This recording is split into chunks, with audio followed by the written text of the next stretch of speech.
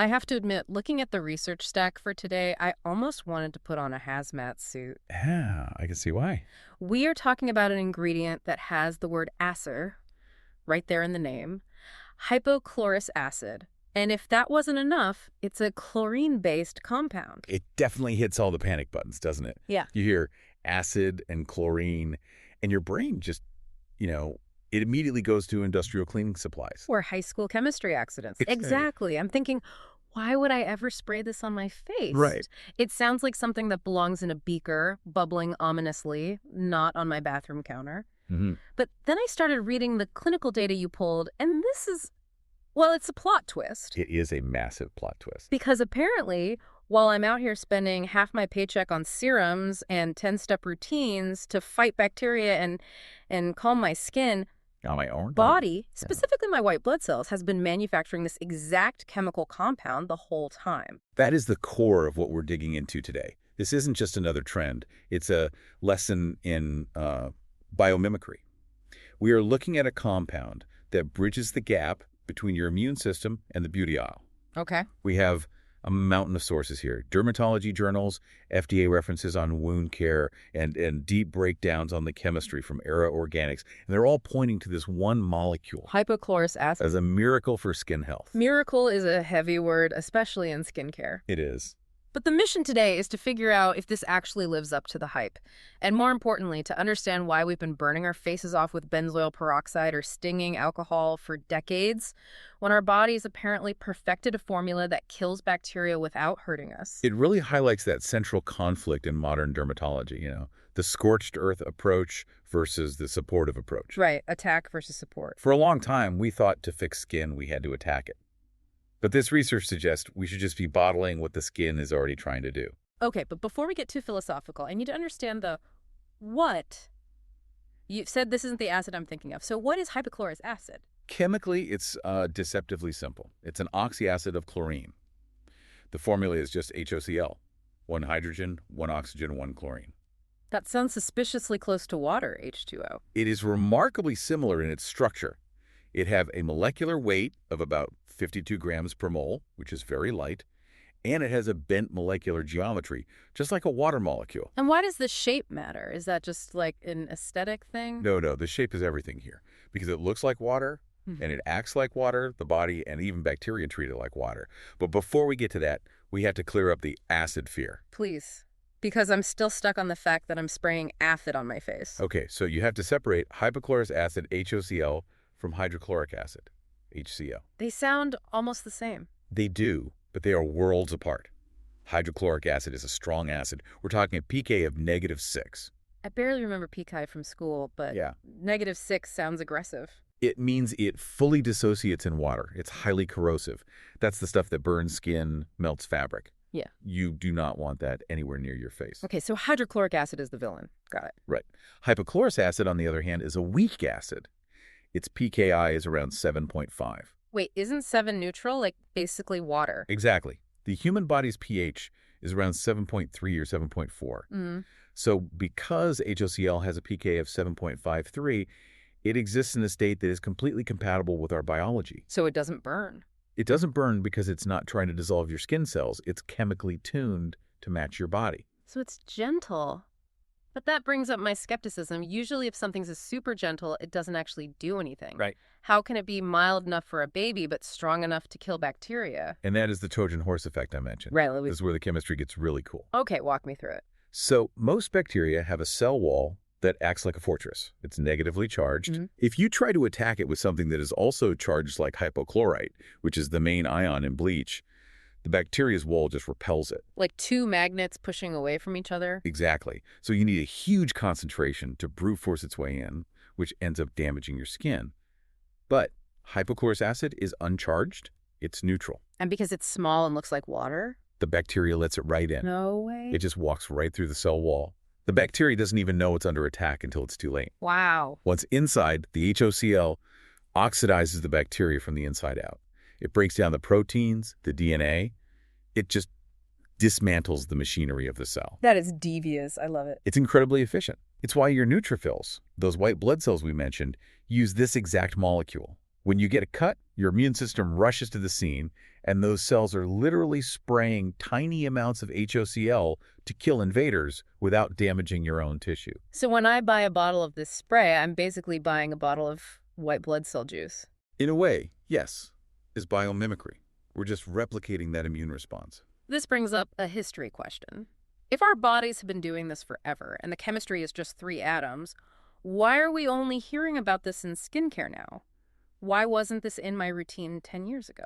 That is the stability problem. Okay. We've known about HOCl for over a century. It was actually used in World War I to irrigate wounds because they knew it prevented gangrene better than other antiseptics. Wait, World War I, so this isn't new at all. The molecule isn't new, but back then they had to make it on-site and use it immediately. HOCl is incredibly unstable. What do you mean? It wants to turn back into salt water. For decades, if you tried to bottle it, it would degrade in days or even hours. You buy a bottle of Miracle Spray, and by the time you got it home, it was just expensive, salty water. So the breakthrough wasn't discovering the molecule, it was figuring out how to keep it fresh. Yes, exactly. Recent technology, specifically electrochemical activation, has allowed labs to stabilize it for a longer shelf life. That's why you're seeing it everywhere now. We finally figured out how to put lightning in a bottle without it fizzling out. That makes so much sense. Okay, so we have a shelf-stable, bacteria-killing, body-mimicking spray. Let's talk about what it actually does for us practically. Right. I looked at the list of conditions this stuff treats, and it reads like a medical textbook. It's a Swiss Army knife. The most obvious one is acne. Which makes sense. Kill the bacteria, kill the acne.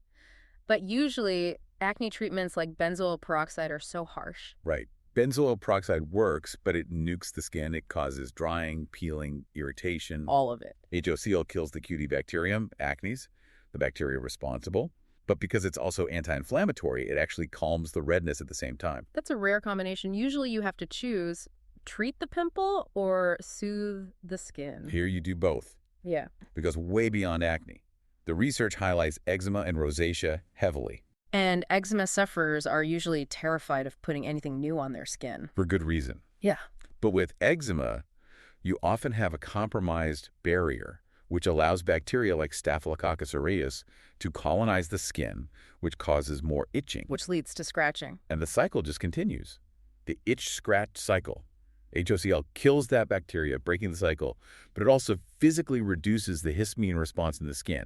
It stops the itch. I was also surprised to see maskne and gym use on the list. Oh, yeah. That's a huge modern use case. Yeah. When you work out or wear a mask, you're creating this warm, humid environment that bacteria love. If you can't shower immediately after the gym, spraying HOCl kills that bacteria before it can dig into your pores. It prevents the breakout before it even starts. And it doesn't bleach your Lululemon shorts. No. And that brings us to the biggest elephant in the room. The bleach thing. The bleach thing. Because I know there's a listener right now screaming, it's chlorine, it's bleach. You were telling me to put pool water on my face. We have to be very, very clear here. Bleach is sodium hypochlorite. It has a pH of about 11 to 13. Which is incredibly alkaline. It is caustic. It saponifies fats, meaning it turns your skin oils into soap. It burns. Yeah. HOCl is a completely different chemical species. It does not bleach fabrics. Does it smell like bleach? It does. And this freaks people out. I bet. When you first spray it, you will smell a faint swimming pool scent. And that's usually the signal to run away screaming. In this case, it's actually a sign of potency. That scent is the chlorine molecule doing its thing. Yeah. But, and this is key, the smell dissipates in seconds as it dries. It doesn't linger. So if it smells like nothing. If you buy a bottle and it smells like absolutely nothing, it might actually be degraded. So the pool smell is actually the freshness seal. In a way, yes. I want to touch on something else from the ERA Organics breakdown. They use the term microbiome-friendly.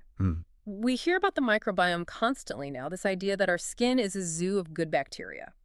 If HOCl is such a killer, why doesn't it wipe out the good guys too? This is a really nuanced point. Antibiotics and alcohol are indiscriminate. They're like dropping a bomb, everything dies. Right.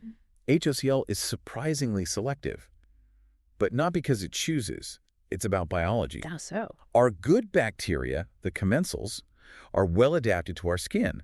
They live in robust biofilms. They have antioxidant defenses. They co-evolved with us. They can tolerate the little bursts of HOCl our body naturally produces. Okay. Pathogenic bacteria, the invaders, are often free-floating or just less protected against that kind of oxidative stress. So the good citizens of the skiing city have bunkers and the invaders are out in the open. That's a great analogy. The HOCl lowers the total bacterial load, knocking out the invaders, while the established healthy microbiome is resilient enough to bounce back immediately. It restores balance. It doesn't create a wasteland. Precisely. And it doesn't strip the lipid barrier. It's water-based, so your moisture barrier stays intact. Okay, let's get into the user manual part of this, because I feel like with a new product, I usually use it wrong for the first month. Is there a trick to this? There is one golden rule that everyone messes up. Ooptiges. The drying time. Okay, walk me through the routine. Step 1, cleanse. Get the dirt and sunscreen off. Step 2, spray the HOCl generously. Drench your face. Okay. Step 3, wait. Do not rub it in. Yeah. Do not use a cotton pad. Do not towel dry. Stand there dripping. Just stand there. Or fan yourself. You need to let it air dry. Why is that so important? It's contact time. The molecule needs those few minutes to find the bacteria and do its oxidation work. Yeah. If you wipe it off, you're removing the active ingredient before it's finished its job. That requires patience. I'm usually rushing to slap on my moisturizer. You have to wait until it's fully dry.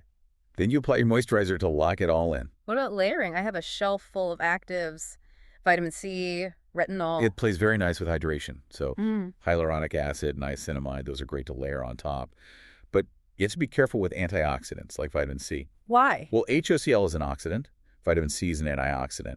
If you mix them while they're both wet, they just cancel each other out. So I'm just neutralizing my expensive serum. You're turning both products into useless water. Exactly. So if you want to use both, spray the HOCl, let it dry wait 5 minutes, then apply the vitamin C. Or just use them at different times of day. That's even better. HOCl in the evening, vitamin C in the morning. Got it. Now what about travel? Airplanes are just flying tubes of bacteria. It is fantastic for travel. Because it's safe for eyes and lips, you can spray your whole face mid-flight to refresh and sanitize without drying out your skin like a wet wipe would. And it's not flammable. Okay, but, and here's the but that we need to warn people about. We talked about how hard it was to stabilize. Does that mean I have to treat the bottle like a vampire? You absolutely do. This molecule hates 3 things: heat, light, and air. So leaving it in my car in July is a bad idea. A terrible idea. If you leave a bottle of HOCl on your dashboard in the sun, within a day it'll just be salt water. The UV light breaks the chemical bond. So what about the bottle itself? If you see a brand selling this stuff in a clear bottle, do not buy it. It must be in an opaque bottle that blocks light. And once you buy it, keep it in a cool, dark drawer. Does it expire quickly? Faster than other products. Usually you have about 6 to 12 months, but once you open it, you should really use it. This isn't something to hoard. It seems like the theme here is that this is a live product in a way. It's active, it's unstable, it's potent. It's reactive. And that's the price you pay for its efficacy. You know, for a long time, the narrative I've been sold, and I think a lot of us have, is no pain, no gain. If it doesn't tingle, it's not working. Yeah. If my skin isn't peeling, I'm not exfoliating enough. We are seeing a massive shift away from that. The no pain, no gain era of dermatology is ending. We're moving into the era of barrier support. It's refreshing. It's the idea that my skin actually knows what it's doing, and I should just stop interfering and maybe give it a little ammo. Exactly. We're shifting from attacking the skin to partnering with it. And hypochlorous acid is the perfect example of that. It's tough on bacteria because of oxidation, but it's kind to the skin because of its pH. It really makes you wonder, though. We spent 100 years inventing antibiotics and harsh chemicals, only to circle back to the exact molecule our white blood cells have been using for millions of years. It's humbling, isn't it? It is. It makes me wonder what else is hiding in our own biology. Well, that's the provocative thought I want to leave everyone with. If our bodies naturally produce the perfect disinfectant, something that balances safety and power better than anything we could cook up in a lab, what other medical answers are already inside us, just waiting for us to notice them? Maybe the cure for the next big thing isn't in a test tube, but in our own cells. I would bet on it. Well, I'm going to go check the expiration dates on my products and move my spray out of the sun. Thanks for helping us unpack this deep dive. Always a pleasure. Stay curious. See you next time.